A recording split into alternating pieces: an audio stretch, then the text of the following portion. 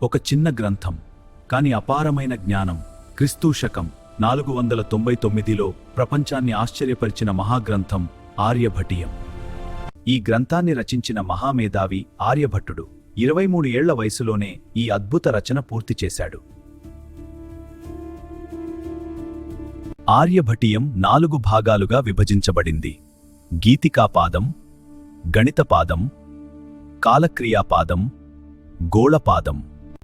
గీతికాపాదంలో యుగాల లెక్కలు, గ్రహాల గమనకాలాలు వివరించబడ్డాయి.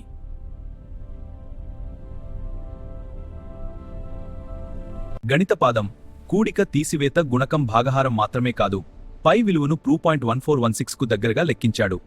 త్రికోణమితి, జ్యా పట్టికలను రూపొందించాడు. కాలక్రియాపాదంలో సంవత్సరపు పొడవును ఖచ్చితంగా అంచనా వేశాడు. కాలగణనలో నైపుణ్యం చూపించాడు. గోళపాదం భూమి గోళాకారమని, తన అక్షంపై తిరుగుతుందని వివరించాడు. గ్రహణాలు దేవతల కోపం కాదు, శాస్త్రీయ కారణాల ఫలితం అని తెలిపాడు.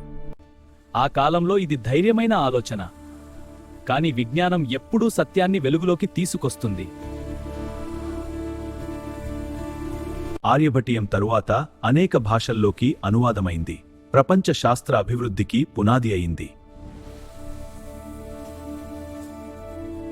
ఆర్యభటీయం ఒక గ్రంథం కాదు, భారత విజ్ఞానానికి వెలుగు. జ్ఞానం శాశ్వతం, ఆ వెలుగు ఆర్యభట్టుడి వారసత్వం. ఇలాంటి విజ్ఞానభరిత కథల కోసం మా ఛానల్ను సబ్స్క్రైబ్ చేయండి, బెల్ ఐకాన్ నొక్కండి.